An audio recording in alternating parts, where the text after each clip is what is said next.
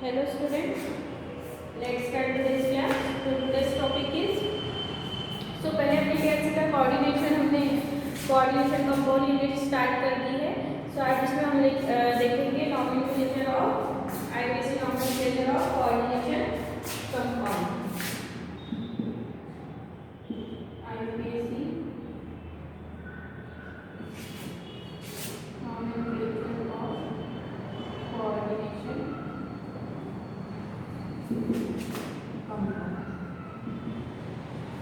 ठीक है. तो उसमें देखते हैं रूल्स क्या है. पहला रूल्स क्या आता है वो देख लेते हैं हम लोग. सबसे पहले पहला रूल्स क्या होता है. द कैटायनिक पार्ट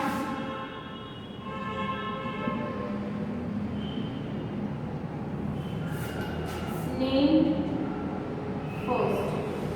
जो आपका कोऑर्डिनेशन कंपाउंड रहेगा उसमें जो आपका कौन सा कैटायन वाली जो पार्ट होगा उसको क्या करेंगे सबसे पहले हम लोग नॉमेनक्लेचर में सबसे पहले हम लोग उसको नेम देंगे. ठीक है.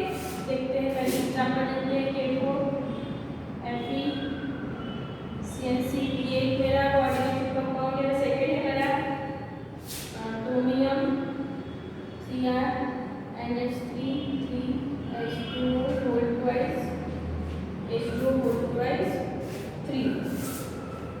ठीक है. Cl देखते हैं इसको इस कॉमन में एक्वा सॉल्यूशन ऐड करती हूँ. और सॉरी अगर इसमें वाटर ऐड करती हूँ तो उसका आयोनाइजेशन होगा. कैसे बताओ. क्या हो जाएगा यहाँ पर KO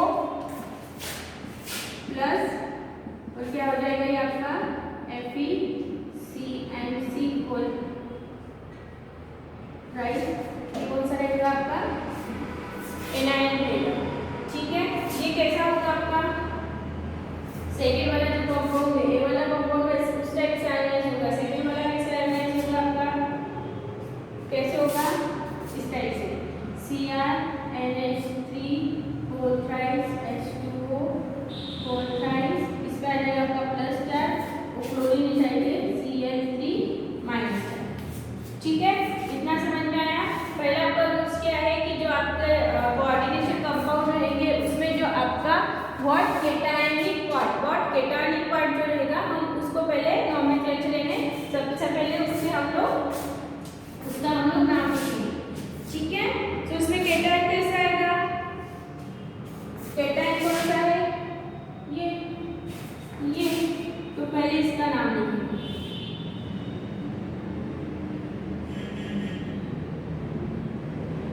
ठीक है. क्लियर हो रहा है. Cationic part is named forward bye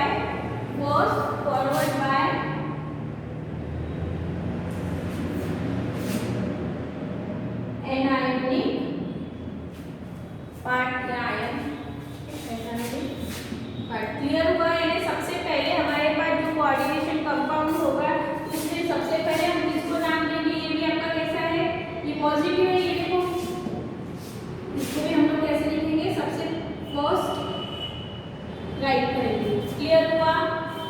कोई डाउट. जो आपका कैटायन रहेगा उस आरसीसी में सबसे पहले किसका नाम लिखेंगे कोऑर्डिनेशन कंपाउंड में. जब हम आरसी नॉमेनक्लेचर करेंगे तो जो आपका कैटायनिक पार्ट रहेगा वो सबसे पहले हम लोग उसका नाम लिखेंगे. क्लियर हुआ. आगे बढ़े. Okay. Ligands are named before naming the central metal atom. Second is ligands are naming before the central metal atom. यानी सेंट्रल मेटल एटम के पहले हम लोग किसका नाम लिखेंगे लिगेंड्स का. चलो एग्जांपल देखते हैं. वही लेते इसको फॉरवर्ड करते करके FeCn6. ठीक है. तो सबसे पहले मैंने कौन सा लिखा ये लिखा. ये भी किसको ये लिखूंगी फर्स्ट. ठीक है. उसके बाद मैं किसका नाम लिखूंगी लिगेंड्स का. ठीक है. थर्ड समझ में आ रहा है ना. पहले कैटायनिक पार्ट लिखेंगे. कैटायनिक पार्ट के बाद क्या लिखेंगे लिगेंड्स लिखेंगे. जो हमारे पास जो लिगेंड्स अवेलेबल रहेंगे उसके नाम लिखेंगे. इतना क्लियर हुआ. थर्ड नंबर देखते हैं. Third is ligand should be ligand should be named alphabetically, ligands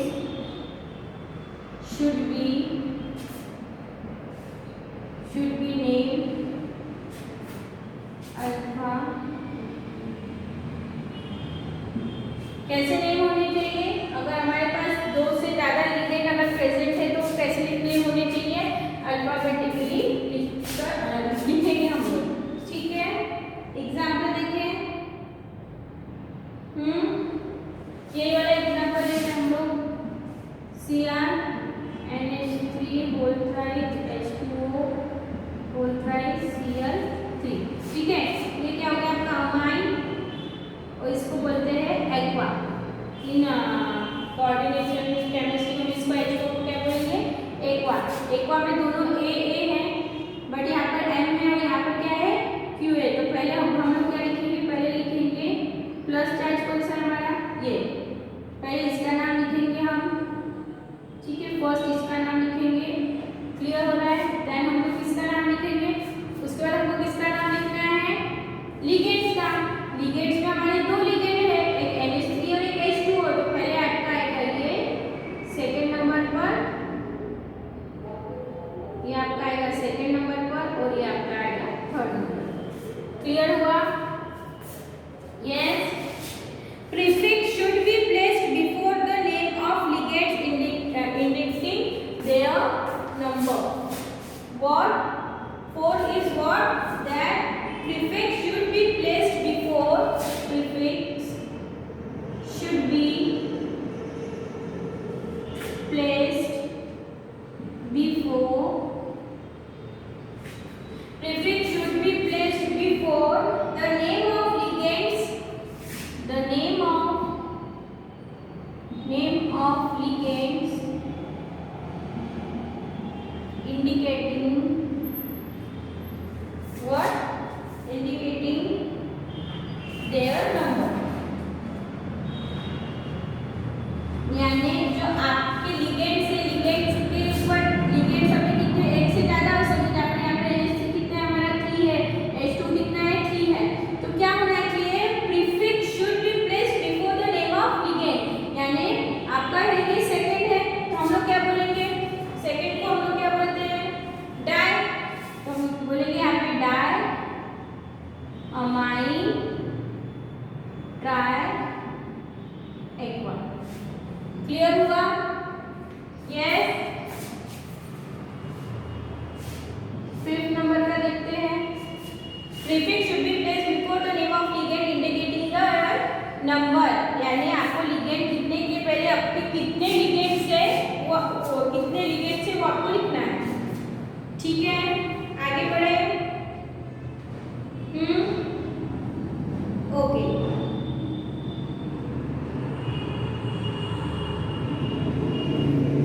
हाँ, नेक्स्ट है all the anionic ligands name, जो लिख लेते हैं, all anions name, all anions name must be end with ligands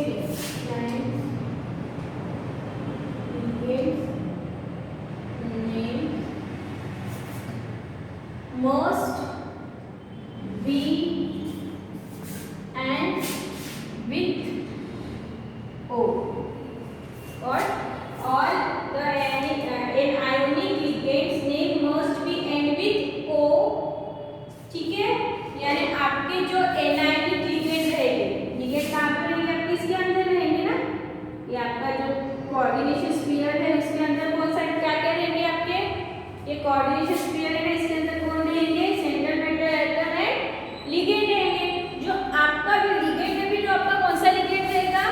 anionic ligand रहेगा, जिसके ऊपर माइनस चार्ज रहेगा। एनायनिक जो लिगेंड रहेगा उसके सबसे पहले, इसके सबसे लास्ट में कौन सा वर्ड है, कौन सा लेटर आएगा? ओ।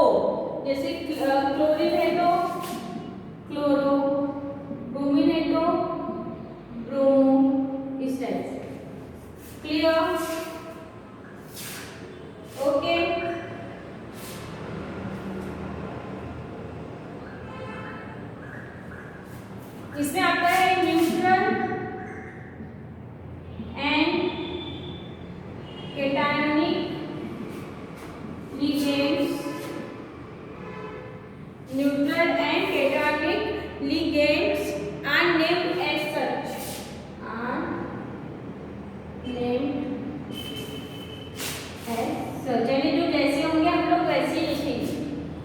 सब्स्टिट्यूट और कैटायनिक लिगेंड जैसे होंगे हम लोग वैसे ही लिखेंगे। जैसे H2O है, ये न्यूट्रल हो जाता है, को आ जाएगा। NH3 है, इसका अमाइन आएगा। ठीक है, क्लियर हो रहा है? यस, आगे बढ़े। नेक्स्ट कहाँ तक पहुंचे? हमारा 5 हो गया ना, 6 लेते हैं।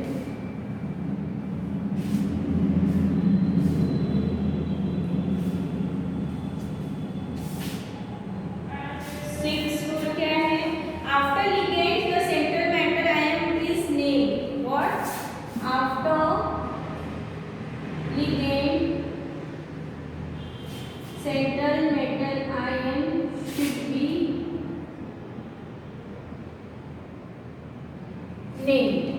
ठीक है, what after ligand central metal ion is named along with its oxidation number. What? Along with its oxidation, और ऑक्सीडेशन नंबर कैसे निकालना है मैंने बताया है। ठीक है, oxidation number written next to it in bracket. ठीक है, सेंट्रल लिगेंड के पास हम लोग किसका नोमेनक्लेचर करेंगे? सेंट्रल मेटल आयन का नोमेनक्लेचर करेंगे, और सेंट्रल मेटल आयन लिखने के बाद हम लोग ब्रैकेट में क्या लिखेंगे? उसका ऑक्सीडेशन नंबर। क्लियर? वही एग्जांपल लेते हैं FeCN6। ठीक है, सबसे पहले इसको लिखेंगे, फिर किसको लिखेंगे? लिगेंड को, देन सेंट्रल मेटल आयन। ठीक है, तो सेंट्रल मेटल आयन आपका यहाँ पर कितना करता है? आयरन की आपकी आती है, लिखेंगे हम लोग Fe2। और ये ऑक्सीडेशन नंबर किस में लिखा जाएगा आपका? Roman number. ठीक है, क्लियर हुआ? ओके, नेक्स्ट देखते हैं। 7th नंबर देखते हैं। If central metal ion is present in an anionic coordination sphere, if central metal ion is present in anionic coordination sphere, तो क्या होगा? Central metal is present in anionic coordination sphere, then it should be added after। तो हम लोग क्या करेंगे? 8 should be added, 8 should be added after its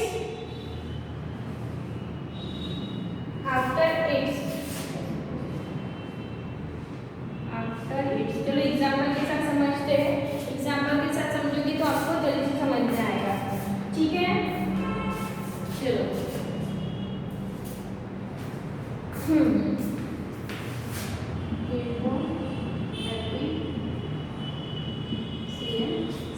So what is it? The central metal atom is present in anionic coordination sphere, then 8 should be added after its name। This its name, और ये किस लिए applicable नहीं है? Cationic and neutral के लिए not applicable for cationic and neutral ion. ठीक है, चलो क्या होगा?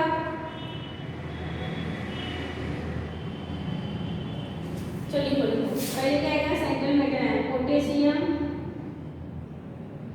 आपका ये है ना, पहले हम लोग किसका लिखते हैं नाम? कैटायन का। पोटेशियम क्या आएगा? हेक्सा, और इसके बीच में है ना कोई स्पेस नहीं देते, पोटेशियम हेक्सा। फिर क्या आएगा? CN कौन सा आपका? साइनो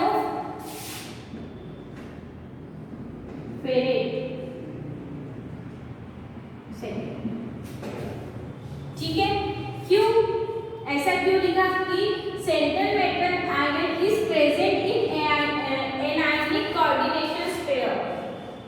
हमको पता है कि इसमें कौन सा चार्ज रहता है, माइनस चार्ज रहता है। क्लियर। और एक एग्जांपल देखें,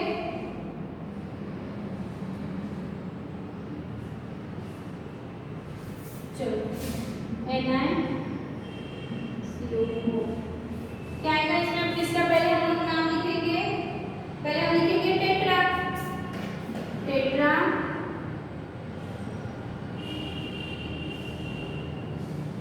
बीच में जगह नहीं छोड़ना, टेट्रा कार्बोनिल निकिल जी। ठीक है, इतना समझ में आया।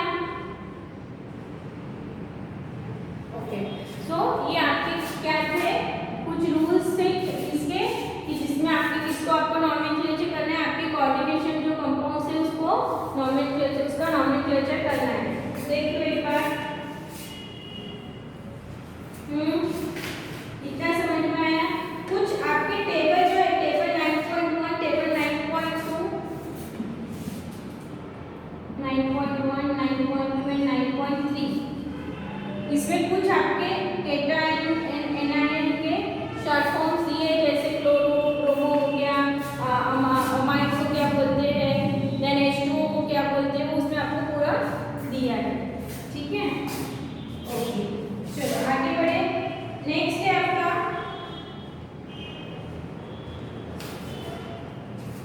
आइसोमर्स। नेक्स्ट आपका टॉपिक है आइसोमर्स। आपको नॉमेनक्लेचर में आ सकता है, एक नंबर के लिए आपको ऑब्जेक्टिव में क्वेश्चन देख सकते हैं कोऑर्डिनेशन कंपाउंड में, सॉरी कोऑर्डिनेशन कंपाउंड से एक नंबर का आपको आ सकता है। ठीक है,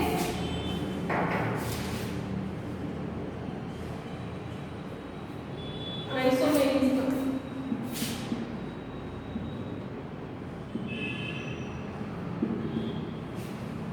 isomerism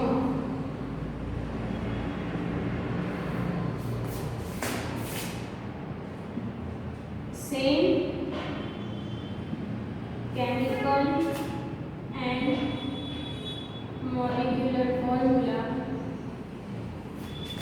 but what they have same chemical and molecular formula but different arrangement of atoms, but different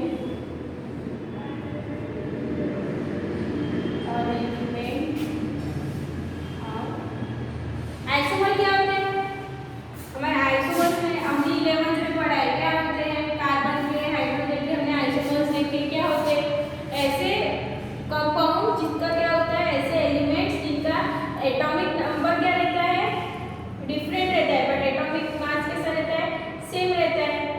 ठीक है, सो अभी हम लोग क्या देख रहे हैं, आइसोमेरिज्म। उसमें क्या होता है, सब ऐसे सब्सटेंस जिनका क्या होता है कि chemical and molecular formula same रहता है, बट डिफरेंट अरेंजमेंट रहता है किसका, एटम्स का।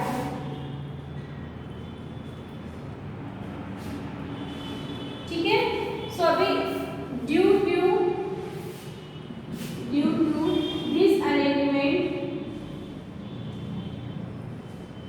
What due to this arrangement they may differ in one of their, so because of this वो कैसे रहते हैं, डिफरेंट प्रॉपर्टीज शो करते हैं।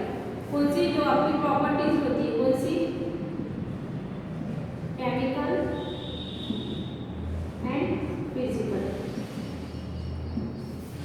ठीक है, तो जो अभी केमिकल और मॉलिक्यूल फॉर्मूला सेम है, ठीक है, बट आइटम्स का वो अरेंजमेंट कैसा है, डिफरेंट है। अब डिफरेंट आपका अरेंजमेंट जो है तो उसका इफेक्ट तो उनकी प्रॉपर्टीज पर पड़ेगा ही पड़ेगा। सो दैट है, उनकी प्रॉपर्टीज भी कैसी होती है,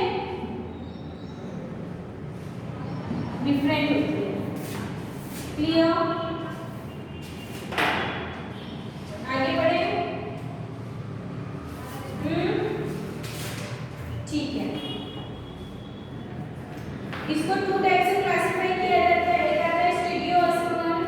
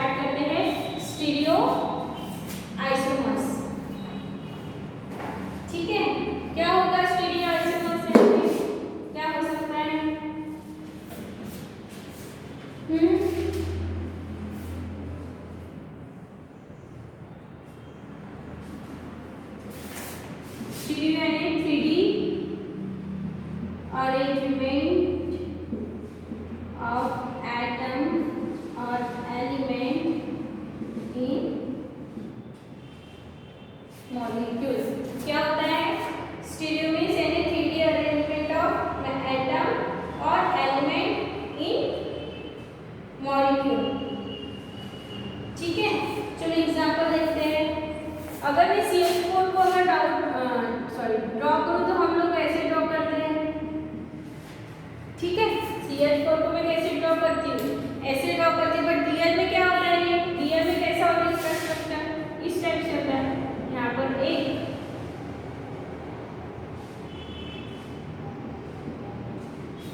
इस टाइप से एक बॉन्ड होता है, यस, और कैसा होता है,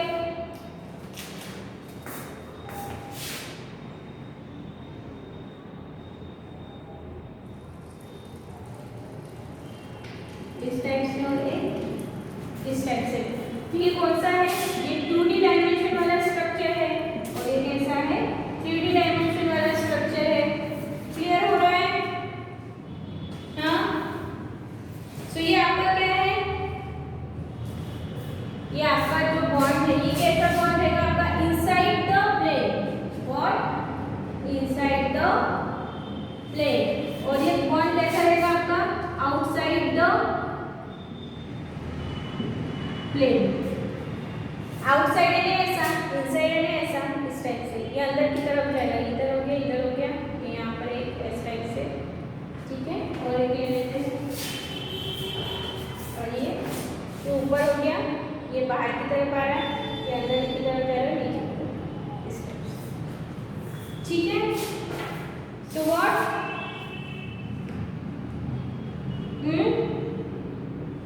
इतना समझ में आया। ये कैसा होगा, ये आउटसाइड द प्लेन जाएगा बाहर की तरफ, और ये बॉन्ड कैसे जाएगा, इनसाइड द प्लेन। तो हमको कैसा स्ट्रक्चर मिलेगा, 3D स्ट्रक्चर मिलेगा। So the isomers that have same chemical formula and same ligands but different arrangement, यानी इसमें क्या रहेगा, सेम केमिकल और molecular formula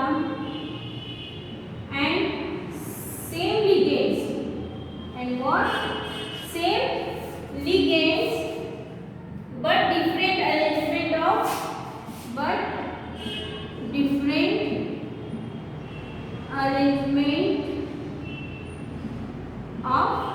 ligands, different arrangement of ligand and same bond, एक बात ध्यान में रखो, and same bond between center metal atom and ligand। देखो अच्छे से समझते हैं, स्टीरियो है, हम लोग बोल सकते हैं कि 3D अरेंजमेंट ऑफ एलिमेंट, ठीक है। ये देखो, ये हम लोग अगर CH4 हम लोग ऐसे लिखते हैं, बट रियल में वो इस टाइप से अगर मैंने लिखा है तो 2D डायमेंशन में, इस टाइप से मैंने अगर लिखा है तो कैसा है वो 3D डायमेंशन में। तो यहाँ पर देखो दो डिफरेंट बॉन्ड दिख रहे हैं हमको, है ना। ये क्या दिखाता है, inside the plane bond show करता है, और ये बॉन्ड कौन सा शो करता है, आउटसाइड द प्लेन। तो क्या होगा, स्टीरियो आइसोमर्स ऐसे, what these isomer, that isomer they have same chemical or molecular formula and same ligands, यानी उनका chemical and molecular formula तो same रहेगा, but ligands भी कैसे रहेंगे, उनको same। one more thing कि जो metal और जो आपका ligands है उनके बीच में जो bond वो भी कैसे रहेगा, same। clear हुआ, yes,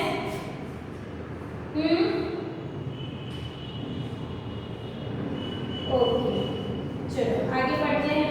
तो उसमें आपका आता है कि इसमें कुछ अभी आप देखोगे तो इसमें आपका M1D1 बनाएगा, M2B2 टाइप के बनाएंगे, M2B3 टाइप के, इस टाइप के लोग क्या बनाएंगे, कंपाउंड्स बनाएंगे। एग्जाम्पल लेना है, देखो जैसे आप बोलोगे, मैं अब ले रही हूँ A2B2 ले रही हूँ मैं,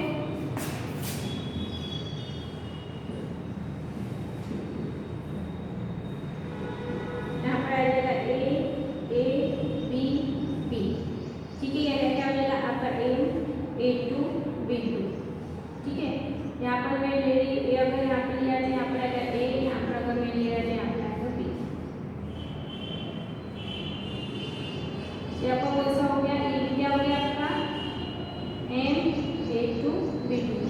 कंपाउंड में देखो फॉर्मूला सेम है दोनों का, बट देखो यहाँ पर ए है, ये यहाँ पर ये है,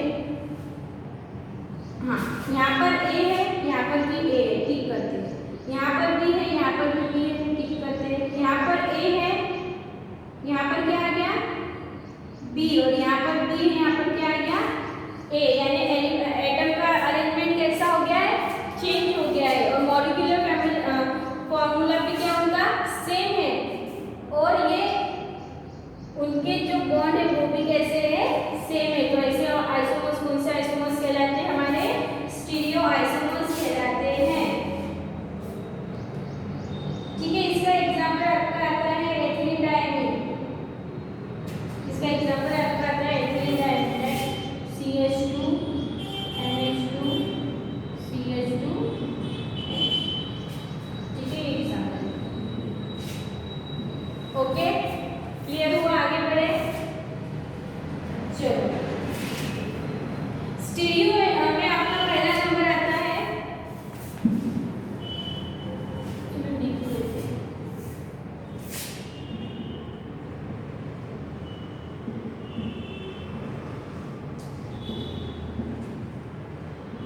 स्टीरियो है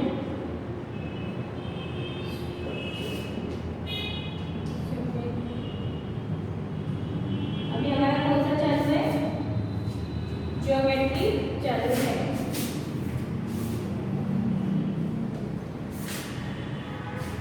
चलो,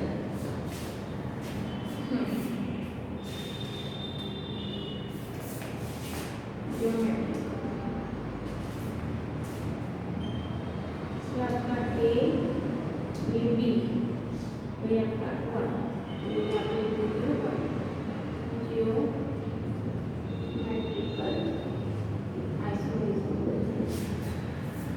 ज्योमेट्री से ही पता चलता है क्या है इसका, केमिकल और मॉलिक्यूलर। ठीक है, formula same but different arrangement of ligands. ठीक है, नाम से समझ में आता है ज्योमेट्री